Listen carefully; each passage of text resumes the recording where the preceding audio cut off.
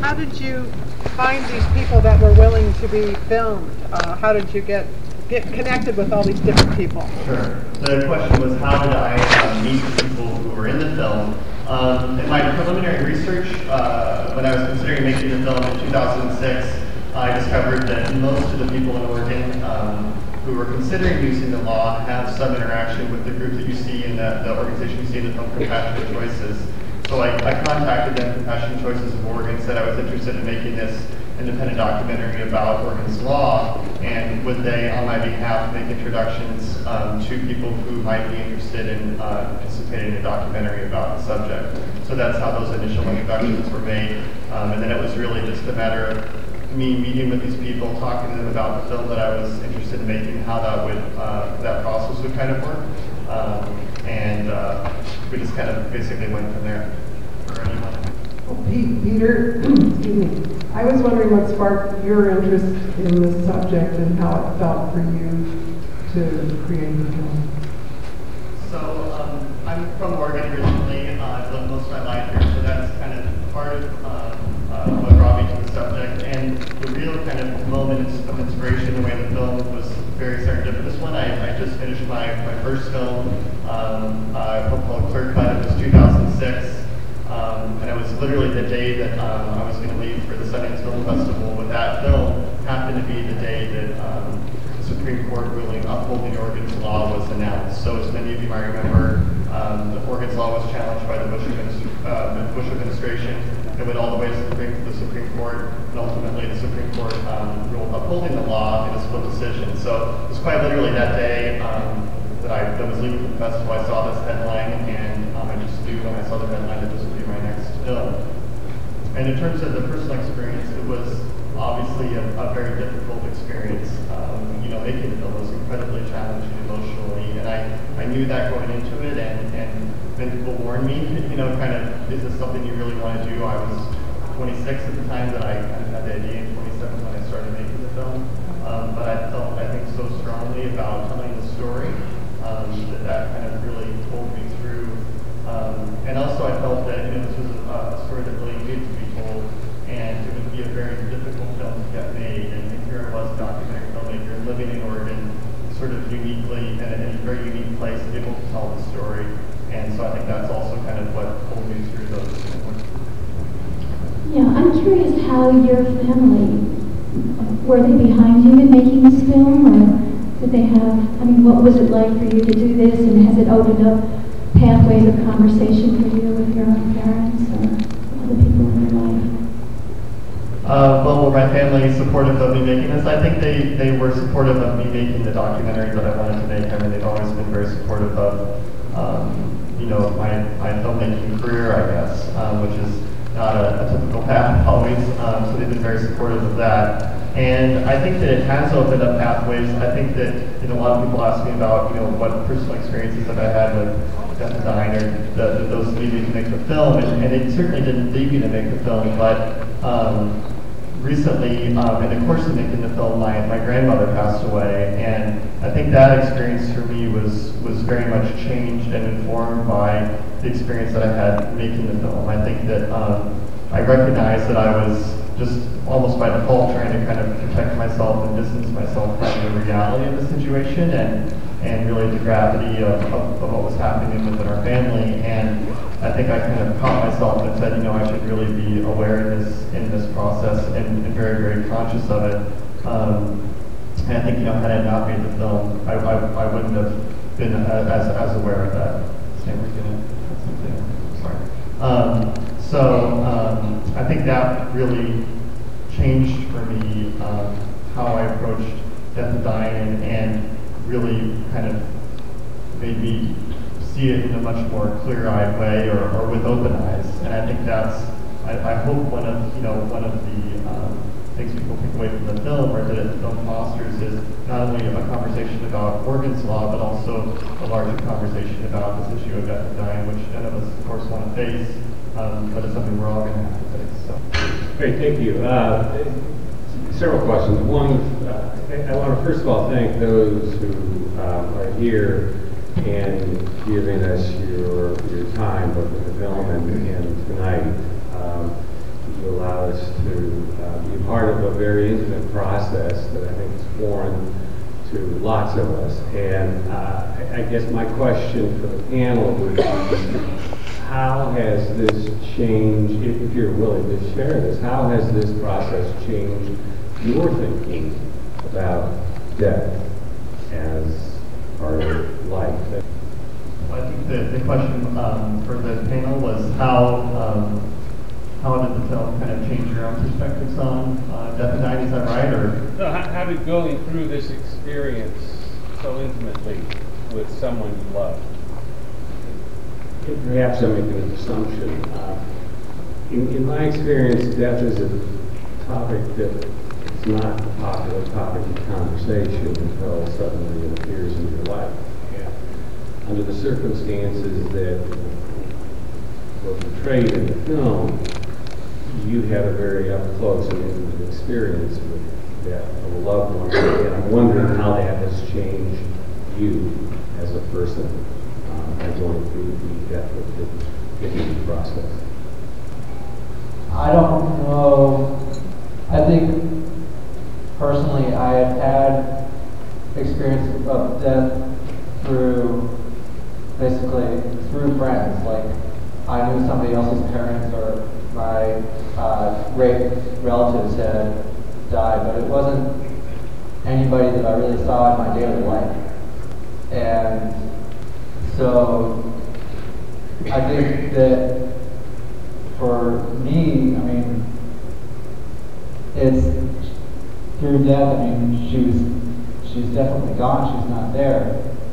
But at the same time, the memories are still there, and she always kind of has a presence. I think that, you know, when we're talking about how things are going, a lot of times are like, you know, we're doing well, you know, what we're doing would make her proud. And so even though she's gone, I mean, the death isn't as final, or even as painful. It's definitely sorrowful, but you can't get over it, and that it just because the person has died, they're not erased. So my best friend's dad died when we were 16, and actually had gone through a 10-year cancer process.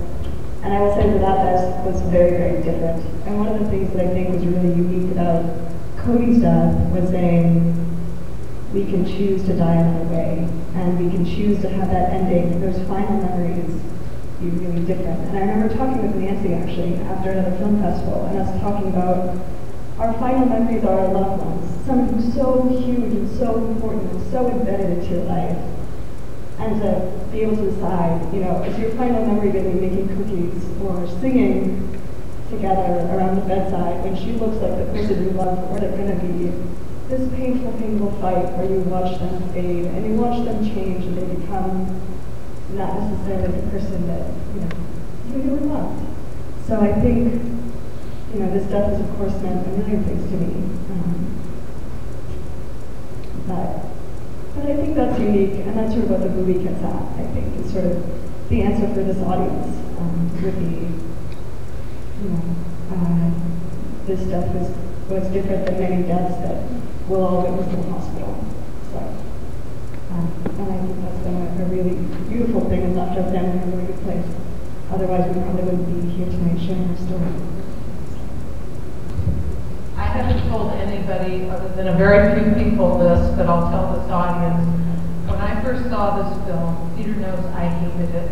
I was really upset by it. And what upset me, and it took me days and weeks to get over it, what upset me is that I was jealous. I was envious, I was angry, because Cody got a death that my husband didn't get and really wanted.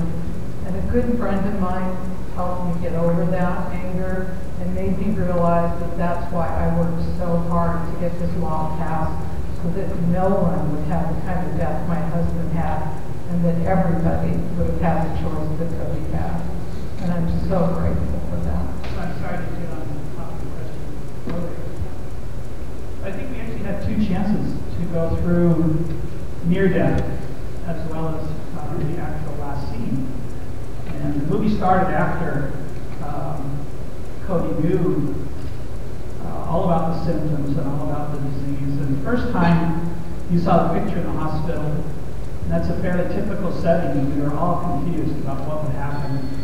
And actually we got ourselves into a state we had tried to avoid, but couldn't figure out what was going on enough to get out of intensive care. So that was a really close call with lots of lessons learned. And many better choices happened when the second diagnosis happened.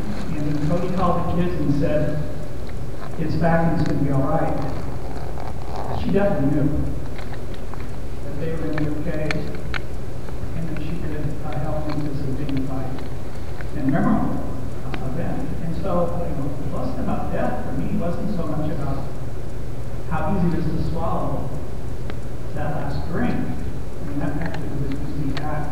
But the dignity part was very hard. It was a 1 year period. We all knew we didn't want to screw it up. And so we're very thankful to have that extra year. We're very thankful to get a chance to make something meaningful out of it. So it's kind of about living my day. If I get out of that. And I'm not really worried about death. I'm just worried about being dignified. Sure. I'll also echo the sentiment of some of the others. It was a well-done film. As a practicing internist and psychiatrist at one of the hospitals mentioned in your film, one of the biggest difficulties that we have as a physician who's been approached to participate in the Death with Dignity Act is when there's comorbid mood disorders along with the terminal illness. And I didn't know if any of you feel comfortable talking about that, or maybe the compassionate care person could talk about when you've seen people who have had depression on top of their underlying illness, and does that pose more difficulty in pursuing the death with dignity? The way the death with dignity law is written is that either of the two doctors who designate this person, if they prognosticate this person as having a terminally ill disease, which means about 6 months left to live, either of those two doctors send the patient for a psychiatric evaluation if they suspect depression or any kind of mental incognitive, if they're not mentally cognitive. In my experience with working with compassionate choices, and I've been doing it for 10 years, I can truly say that these people who come to us, for the most part, have made decisions that they want to die. The burden of living is more difficult than the choice of dying. They've come to terms with it. They've gone through so much medical procedures. You saw Cody go through. I've had a few people who were told that they had a psychiatric evaluation, and they do it. But no one of my people has been denied based on a psychiatric evaluation. But there are two medical doctors in the process who definitely evaluate that. But I also want to say there's a difference. I mean, people have come to terms with it doesn't mean they're necessarily happy. And I think Cody exemplified that. I mean, if she had the choice, she did not want to die, and there's a certain amount of appropriate sadness in this process. But that could be differentiated from clinical depression. And their choices are rational. And if the doctor thinks it's not rational, they can't send it for psychiatric evaluation.